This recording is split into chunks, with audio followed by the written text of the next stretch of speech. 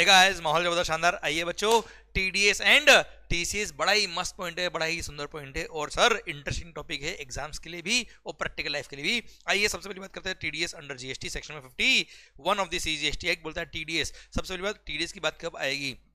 अगर जो रेसिपिएंट है वो होता है टीडीएस डायरेक्टर। वो रेसिपिएंट अगर गवर्नमेंट डिपार्टमेंट, सेंट्रल गवर्नमेंट या स्टेट गवर्नमेंट का डिपार्टमेंट या एस्टेब्लिशमेंट है, लोकल अथॉरिटी है या गवर्नमेंटल एजेंसी है, या फिर वो एनी बोर्ड या अथॉरिटी और एनी अदर बॉडी है which is set up by an act of parliament या स्टेट लेजिस्लेचर है, या फिर establish by any government with 51% और more participation by way of equity या कंट्रोल है, या फिर एक पब्लिक सेक्टर अंडरटेकिंग है, या फिर कोई सोसाइटी है which is establish by central government या स्टेट गवर्नमेंट या लोकल अथॉरिटी है।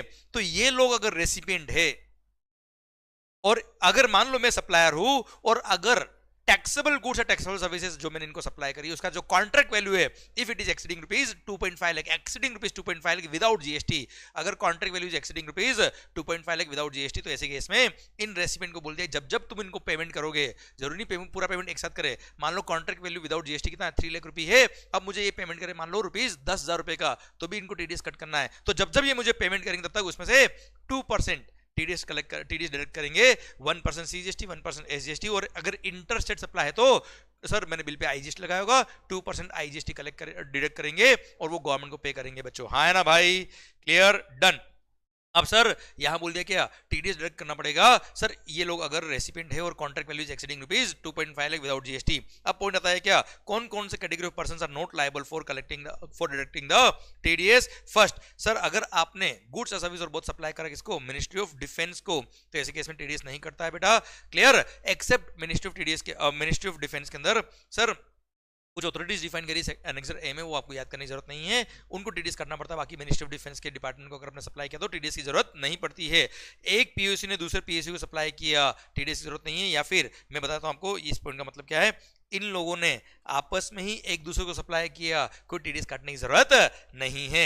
आइए बच्चों, अब सर्कुलर ने डिफाइन करके बोला क्या, यहां पे जो लिखा ना विद 51% और more participation by way of equity, ये इसके लिए भी है और इसके लिए भी, मतलब set up by an act of parliament है तो भी 51% स्टेक चाहिए, एस्टेब्लिश बाय गवर्नमेंट तो भी 51% स्टेक गवर्नमेंट का होगा, तो ही ऐसी बॉडी को टीडीएस की लायबिलिटी आएगी, अदरवाइज लायबिलिटी नहीं आएगी। अब कॉन्ट्रैक्ट वैल्यू अगर एक्सीडिंग 2.5 लाख है विदाउट जीएसटी तो टीडीएस की बात आएगी। है ना भाई। Further TDS will be directed even if supplier is a composition tax pair. Sir composition tax pair अगर सप्लायर है तो भी टीडीएस कटेगा बेटा। अब रेट ऑफ डिडक्शन कितना बेटा, 2%, मैंने बात कर लिया आपसे, आईजीएसटी अगर है तो, और सीजीएसटी एसजीएसटी तो 1% ईच, क्लियर, किसमें से, ऑफ द पेमेंट मेड और credit to the supplier, no tax to be directed. Very important point and very good point, ध्यान रखना बच्चा, this is very very very good point कि TDS कब नहीं करता बेटा। मान लो सप्लायर दिल्ली का है और सर प्लेस ऑफ सप्लाई भी दिल्ली है, तो उसने बिल पे लगाएगा सीजीएसटी और दिल्ली का एसजीएसटी, पर जो रेसिपिएंट जो गवर्नमेंट डिपार्टमेंट था वो था महाराष्ट्र गवर्नमेंट बेटा। महाराष्ट्र गवर्नमेंट ने काम दिया था आपको दिल्ली के अंदर बेटा, क्लियर, जिसका प्लेस ऑफ सप्लाई दिल्ली था, आप सप्लायर भी दिल्ली के हो। अब जहाँ पे सप्लायर भी दिल्ली का, प्लेस ऑफ सप्लाई भी दिल्ली, उसने सीजीएसटी और दिल्ली का एसजीएसटी लगाया होगा। हाउ द मुंबई, महाराष्ट्र वाला गवर्नमेंट जो जीएसटी में रजिस्टर्ड है वो कैसे दिल्ली का एसजीएसटी कलेक्ट डिडक्ट करेगा, इसलिए बोल दिया ऐसे केस में कोई टीडीएस काटने की जरूरत नहीं है। This is the only case बेटा। आइए वैल्यू ऑफ सप्लाई, सर जहां पर सर वैल्यू सप्लाई की बात करें, value will be value inclusive of all taxes other than CGST SGST IGST UT GST बेटा। हाँ है ना भाई, डन। सर जो आपने बिल पे वैल्यू डिक्लेयर किया वही वैल्यू होता है बेटा। Then deposit of TDS with the government, sir बोल दिया क्या, वो गवर्नमेंट डिपार्टमेंट वगैरह जो टीडीएस डिडक्ट करेंगे उनको सर मंथली बेस पर 10th of the next month तक टीडीएस जमा कराना पड़ेगा।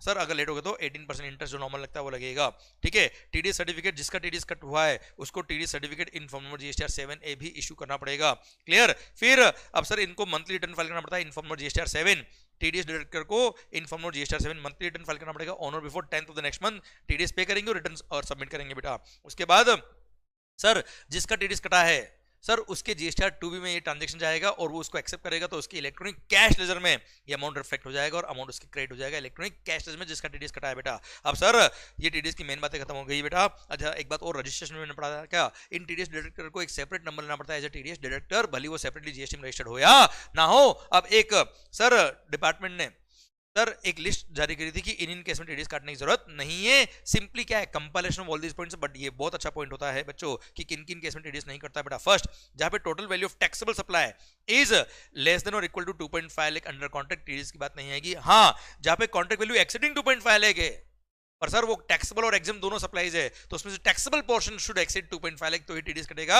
अगर एग्जाम पोर्शन हटाने के बाद कॉन्ट्रैक्ट वैल्यू जो टैक्सेबल पोर्शन की बचती है वो अगर 2.5 लाख या उससे कम है, टीडीएस काटने की जरूरत नहीं है बच्चों। क्लियर, ध्यान देना बेटा, एक्सीडिंग 2.5 लाख होना चाहिए, वो भी टैक्सेबल पोर्शन वाला वैल्यू विदाउट जीएसटी बेटा। अच्छा, एक बार क्वेश्चन आया क्या सर, एक कॉन्ट्रैक्ट वैल्यू दे रखी इंक्लूसिव जीएसटी, अब इंक्लूसिव जीएसटी तो एक्सीडिंग 2.5 लाख था, पर जैसे जीएसटी का रिवर्स कैलकुलेशन करके जीएसटी का पोर्शन हटाया, एग्जैक्ट 2.5 लाख आया वैल्यू, तो वहां टीडीएस नहीं कटेगा बेटा, ध्यान रखना बच्चों। सर फिर receipt of services which are exempt under GST, जिस पे जीएसटी एग्जम्प्ट है, there is no point of any TDS at all. जो गुड्स एग्जम्प्ट है, टीडीएस की बात ही नहीं आती है, वो 6 गुड्स जिस पे जीएसटी लेवी नहीं होता है सर, टैक्सेबल गुड्स और टैक्सेबल सर्विस पे ही टीडीएस की बात आती है बेटा।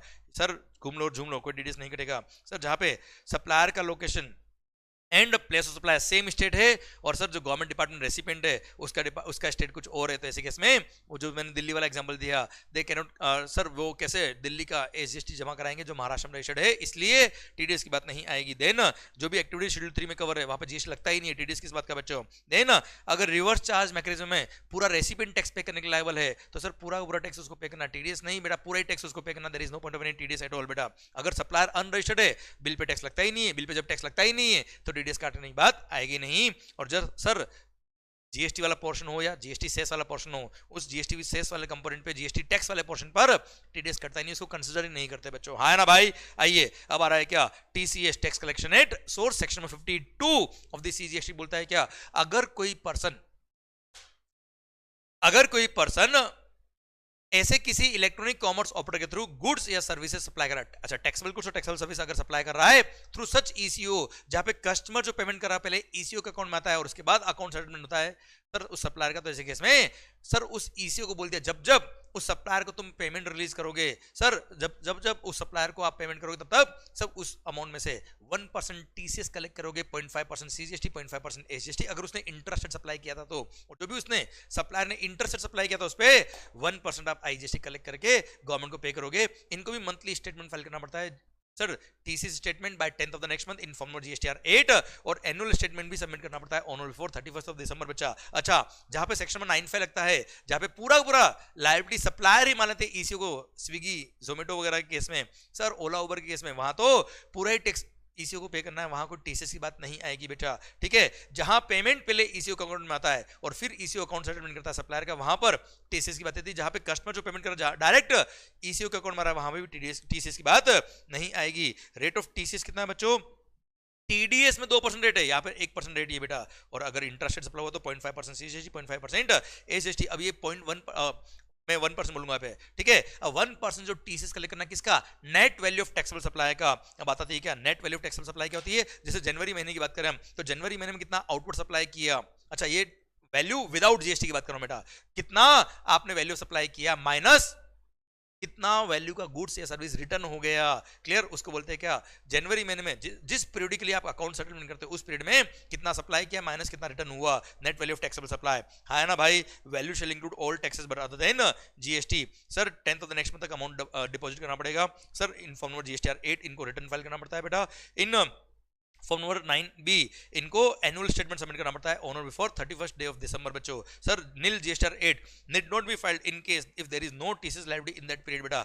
नॉर्मली क्या होता है, जितना भी रिटर्न होता है अगर नील रिटर्न होता है तो भी नील सबमिट करना पड़ता है, पर जीएसटीआर 8 नील सबमिट करने की जरूरत नहीं है। प्लस सर देना बेटा, अगर आप लेट हो गए जीएसटीआर 8 फाइल करने में, आप लेट भी सबमिट कर सकते हो, बट 3 साल हो गए फ्रॉम द ड्यू डेट, तो ऐसे केस में सर अब आप जीएसटीआर 8 फाइल नहीं कर पाओगे। ECO will not be able to submit the GSTR 8 after the expiry of a period of 3 years from the due date except where the government allows, तो बात अलग हो जाएगी बच्चों। अब अगर रिटर्न सबमिट करने में सर ये स्टेटमेंट जीएसटीआर 8 सबमिट करने में इनसे कोई मिस्टेक हो गई, रेक्टिफाई हो गया, जैसे केस में ECO can rectify the mistake or omission in the subsequent period. पर सर सब्सिक्वेंटली कब तक वो मिस्टेक को रेक्टिफाई कर सकता है, सर फाइनेंशियल खत्म होने के बाद 30th नवंबर या actual filing of annual statement whichever is earlier तक वो क्या कर सकते हैं, मिस्टेक को रेक्टिफाई कर सकते हैं। उसके बाद वो मिस्टेक रेक्टिफाई नहीं हो पाएगी, और मिस्टेक को रेक्टिफाई करते वक्त अगर कोई टैक्स लायबिलिटी बनती है तो ये टैक्स पे करेंगे along with the interest at the rate of 18% बच्चा। सर अब claim of TCS amount by the supplier, जिस सप्लायर का टीसीएस कटा है उसके इलेक्ट्रॉनिक कैश लेजर में अमाउंट डिपॉजिट होगा, वो जैसे ही वो ट्रांजेक्शन एक्सेप्ट करेगा अपने कॉमन पोर्टल पर, उस दिन सप्लायर के इलेक्ट्रॉनिक कैश लेजर में अमाउंट क्रेडिट हो जाएगा।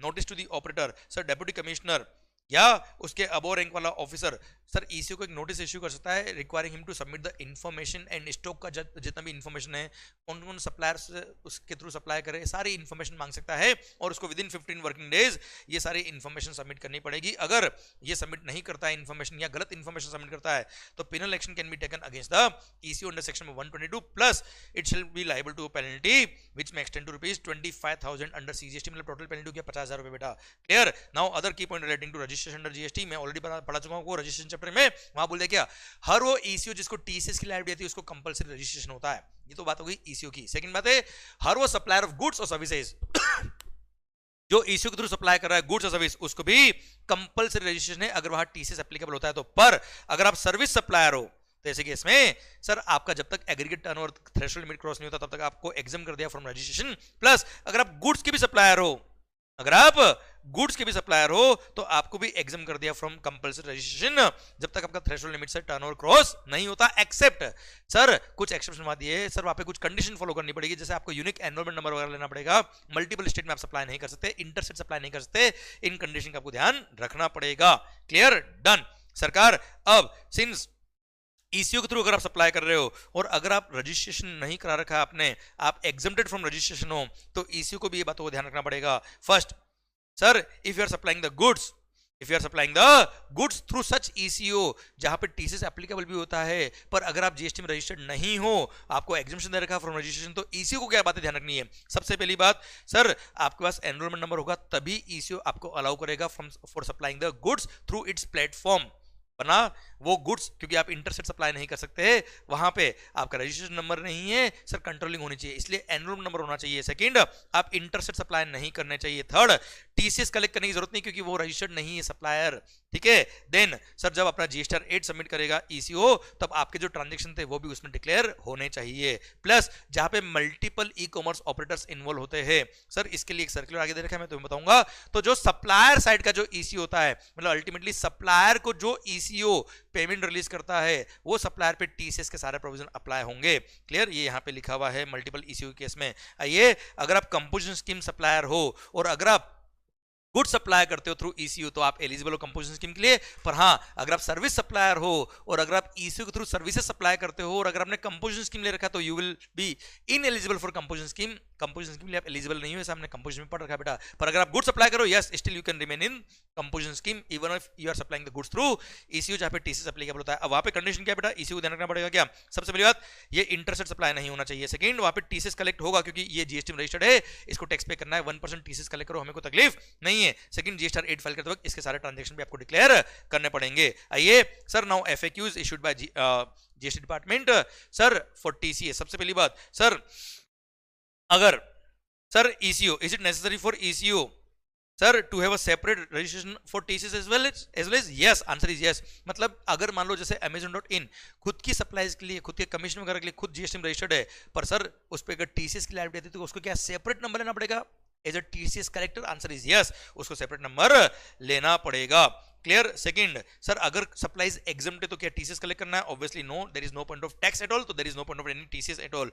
फिर अगर सप्लायर अनरजिस्टर्ड है तो क्या टीसीएस कलेक्ट करना है answer is no there is no point of any collection of TCS अगर सप्लायर अनरजिस्टर्ड है तो। सर अगर रिवर्स चार्ज मैकेनिज्म में रेसिपिएंट लायबल है तो सर पूरा ही टैक्स रेसिपिएंट पे करेगा सप्लायर का टीसीएस कलेक्ट करने का देयर इज नो सेंस। फिर अगर कंपोजिशन टैक्स पेयर जो गुड सप्लाई करता है देखो सर्विस सप्लाई कर रहा है तो एलिजिबल नहीं होगा टीसीएस वाले ईसीयू के थ्रू सप्लाई करने के लिए। पर अगर आप गुड सप्लायर हो और अगर आप कंपोजिशन स्कीम में हो तो ऐसे केस में टीसीएस कलेक्ट करना है आंसर इज यस। फिर अगर इंपोर्ट ऑफ गुड्स सर्विसेज और बोथ है तो क्या टीसीएस कलेक्ट करना है क्या अगर ईसीयू के थ्रू सप्लाई हो तो आंसर इज नो क्योंकि जहां रिवर्स चार्ज मैकेनिज्म लगता है वहां रेसिपिएंट पूरा टैक्स पे करता है वहां टीसीएस कलेक्ट करने की जरूरत नहीं है क्योंकि सप्लायर को टैक्स ही पे नहीं करना है। Same way import of goods customs वाला लगेगा कस्टम क्लियरेंस होगा कस्टम के साथ में आप कस्टम जो इंपोर्टर है वो टैक्स पे करेगा अलोंग विद द आईजीएसटी तो वहां पे कोई टीसीएस कलेक्ट करने की जरूरत नहीं होती है। फिर sir whether payment of TCS through ITC is available with ECU allowed है आंसर इज नो।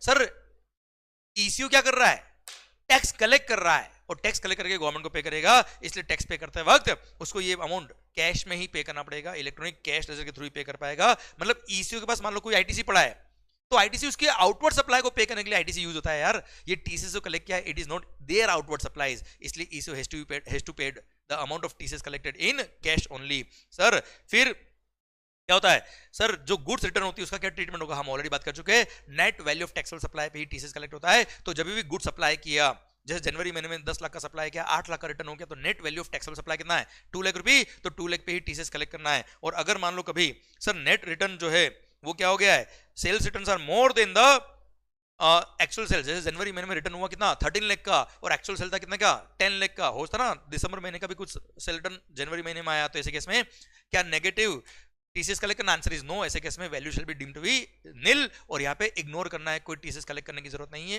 कोई अगले महीने में भी एडजस्टमेंट नहीं होगा। Clear. At what time should the eco collect the TCS, मान लो कभी भी आपने ईसीओ के थ्रू सप्लाई किया और जहां पे क्रेडिट पीरियड अलाउ था सर, तो ऐसे केस में कस्टमर मान लो 2 महीने बाद आपको पेमेंट करेगा, तो क्या टीसीएस भी 2 महीने बाद कलेक्ट करना है, आंसर इज नो। सर जिस दिन सप्लाई हुआ है, मतलब जब टाइम ऑफ सप्लाई आ गया था, जब इनवॉइस इश्यू हो गया था, उस टाइम पे ही टीसीएस कलेक्ट करके गवर्नमेंट को जमा कराना पड़ेगा ईसीओ को, तो बेटा ठीक है। Now whether ECU is required to obtain registration in every state or union territory जहां पे सप्लायर रजिस्टर्ड है। अब सुनना मेरी बात ध्यान से, अब मान लो मैं राजस्थान में रजिस्टर्ड हूं, मैंने सप्लाई भी राजस्थान में किया, मैंने बिल पे CGST और ACC लगाया, अब ECU Amazon.in मान लो मुंबई महाराष्ट्र में रजिस्टर्ड है, तो ऐसे केस में राजस्थान का उसको 0.5% CGST और 0.5% राजस्थान का ACC उसको कलेक्ट करना पड़ेगा। इसलिए सिंस उसको राजस्थान का 0.5% ACC पे करने के लिए राजस्थान में रजिस्ट्रेशन होना पड़ेगा, इसलिए ECUs are liable to take registration in every such state और यूनियन टेरिटरी जहां पे उनके सप्लायर्स सर रजिस्टर्ड है, उनको हर स्टेट में रजिस्ट्रेशन कराना पड़ता है, और उनके लिए एक अलग से ज्यूरिसडिक्शन भी दे रखा है बेटा, भले उनका फिजिकल प्लेस ऑफ बिजनेस उन ईसीओ को यहाँ पे नहीं है, फिर भी उनको हर स्टेट में रजिस्ट्रेशन कराना पड़ेगा। सेम वे अगर कोई फॉरेन ईसीओ है जो आउट ऑफ इंडिया से इंडिया में केवल प्लेटफॉर्म रन कर रहा है, तो उसको भी इंडिया में रजिस्ट्रेशन कराना पड़ेगा, हर उस स्टेट में रजिस्ट्रेशन कराना पड़ेगा जहां पे उनके सप्लायर्स लिस्टेड है, जहां पे उनके सप्लायर्स रजिस्टर्ड है बेटा, है ना भाई। और उनके लिए भी सेपरेट ज्यूरिसडिक्शनल ऑफिस डिपार्टमेंट ने एक दे रखा है, सो दैट वो ज्यूरिसडिक्शनल ऑफिसर ही उन ईसीओस का सर एडमिनिस्ट्रेशन करेगा। Clear, done. आइए अब सर्कुलर्स। सर अगर आप रेस्टोरेंट सर्विस दे रहे हो through eco, since section number 95 में रेस्टोरेंट्स कवर हो गए थे, उसके बाद ये सर्कुलर इशू हुआ और बोल दिया क्या, would ECO still have to collect TCS under section number 52। भाई आपको पता है जहां पे सेक्शन नंबर 95 लगता है वहां पूरा टैक्स 95 में ईसीओ को पे करना पड़ता है, वहां पे टीसीएस की बात आएगी नहीं बच्चों। सेकंड, क्या इनको रेस्टोरेंट सर्विस सप्लाई, अगर मान लो स्विगी जोमेटो अब रेस्टोरेंट के लिए लायबल है, वो खुद they will be treated as if they are the supplier of such services, तो क्या उनको सेपरेट नंबर लेना पड़ेगा as a restaurant service supplier, answer is no. Sir ECO जो स्विगी है वो अपनी सर्विसेज के लिए, अपने सप्लाईज के लिए, जैसे कमीशन वगैरह उनकी सर्विस होती है, वो ऑलरेडी जीएसटी में रजिस्टर्ड है, तो उनको as a separate restaurant service supplier अलग से रजिस्ट्रेशन की जरूरत नहीं, they are treated as if they are the supplier of services, पर उनको अलग से रजिस्ट्रेशन लेने की जरूरत नहीं है। Sir now what would be the aggregate turnover of the person supplying restaurant service through ECO, then ना 95 लग भी रहा हो उससे कोई फर्क नहीं पड़ता है। रेस्टोरेंट का जब हम एग्रीगेट टर्नओवर देखेंगे उसमें वो सारा सप्लाईज भी काउंट करा जाएगा जिनके लिए ईसीओ लायबल था, मतलब ऑल्दो लायबल ईसीओ है, पर रेस्टोरेंट का टर्नओवर देखते वक्त एग्रीगेट टर्नओवर में उसका खुद का टर्नओवर में ये सारा टर्नओवर भी इंक्लूड करेंगे जिसके लिए ईसीओ लायबल था बच्चों। Clear, done. सरकार आइए अब मल्टीपल ई कॉमर्स ऑपरेटर जब होते हैं in the open network for digital commerce, जो बिजनेस की तरह में चलता है, तो वहां पर जब मल्टीपल ई कॉमर्स ऑपरेटर्स होते हैं वहां पर टीसीएस की लायबिलिटी किस पे आएगी। जैसे इसमें केस में 1 समझ लीजिए, मैं बायर हूं, मैंने बायर साइड, जैसे मैं पेटीएम पे गया बेटा, पेटीएम से मेरे को कुछ शॉपिंग करनी थी बेटा, उसने मेरे को पेटीएम मॉल पे रीडायरेक्ट कर दिया बच्चा, ये तो हो गया पेटीएम, पेटीएम ने मेरे को पेटीएम मॉल पे रीडायरेक्ट कर दिया, और सर यहां से सप्लायर्स लिस्टेड है पेटीएम मॉल पे बेटा। अब सर पॉइंट आता है क्या, यहां पर ऐसे केस में मल्टीपल ई कॉमर्स ऑपरेटर के केस में सर कौन पर्सन लायबल होगा टीसीएस के लिए बच्चा। अब क्या होगा बेटा इसमें, सर ये बायर जो होगा इसने मान लो कुछ परचेज किया, ये पेमेंट करेगा इसको, ये पेमेंट करेगा इसको, और अल्टीमेटली पेमेंट करेगा सर ये पेटीएम मॉल किसको, सप्लायर को, तो सप्लायर को अल्टीमेटली पेमेंट कौन कर रहा है, पेटीएम मॉल। तो सप्लायर साइड का जो ईसीओ है उस पे टीसीएस के सारे प्रोविजन एप्लीकेबल होंगे, all compliances under GST in regard to TCS have to be done by supplier side का ईसीओ, क्योंकि अल्टीमेटली पेमेंट सर सप्लायर को कौन कर रहा है, सर ये पेटीएम मॉल कर रहा है, सप्लायर साइड का ईसीओ कर रहा है बेटा। अच्छा अब सर सेकंड आता है क्या, अब मान लो सप्लायर साइड का ईसीओ जो था ना पेटीएम मॉल, वो खुद ही सप्लायर है बेटा, तो सर ये बायर हो गया, ये ईसीओ के जैसे ये हो गया पेटीएम, ये हो गया पेटीएम मॉल। अब पेटीएम मॉल जो है वो खुद सप्लाई कर रहा है, तो खुद ही सप्लाई कर रहा है, तो ये तो हो गया सप्लायर। क्लियर, और ये हो गया कौन, सर पेटीएम। तो सर अल्टीमेटली सप्लायर का अकाउंट सेटलमेंट कौन कर रहा है, अल्टीमेटली सप्लायर को पेमेंट कौन कर रहा है बेटा। अब इसको मानेंगे सप्लायर, भले ही ईसीओ, उससे कोई फर्क नहीं पड़ता। जैसे अपनी वेबसाइट ymconcept.com ये सप्लायर है, सर किसी इलेक्ट्रॉनिक कॉमर्स ऑपरेटर ने सर मेरे यहां से कुछ परचेज किया बेटा, मेरे बायर ने, सर बायर गया अमेजन पे, अमेजन ने सर YMConcept.com के प्रोडक्ट बेचे बेटा, तो ऐसे केस में अमेजोन जो होगा बायर साइड का ईसीओ, वही सप्लायर साइड का भी ईसीओ हो गया बेटा एक तरह से, क्योंकि अल्टीमेटली सर ये पेटीएम मॉल जो होगा, पेटीएम जो है यही इसको पेमेंट कर रहा है, तो ऐसे केस में sir this Paytm will be liable to collect the TCS, और सारे टीसीएस के प्रोविजन इस पे अप्लाई होंगे। इसी के साथ भारत माता की जय, और ये सब टीसीएस के प्रोविजन भी खत्म होते हैं। अब सर अल्टीमेटली सप्लायर जो है उसको पेमेंट कौन कर रहा है, वो eco is liable for provisions of TCS. इसी के साथ भारत माता की जय, पूरा चैप्टर खत्म होता है। अब शायद मजा आया होगा, शायद इंटरेस्टिंग लगा होगा। टीडीएस और टीसीएस ये बड़े इंपॉर्टेंट होते हैं एग्जाम्स के लिए। I hope this revision series, these revision lectures are helping you in effective revision of entire content। हम हर एक चीज पढ़ रहे हैं, सेलेक्टिव बेस पे नहीं पढ़ रहे, इसलिए मस्त होके पढ़े। And sir you can rely on these lectures for your revision of entire content effectively। Bharat माता की जय होगी अच्छे से अगर आपने सुना है तो। And sir do share with your friends, sir do like, and sir have comment कि आपको किस तरह से मजा आया है कि नहीं इस लेक्चर के अंदर। माहौल बना के बना बेटा। ऑल द बेस्ट गाइस, मस्त होके पढ़े, and I am waiting for your comment here. Bye bye.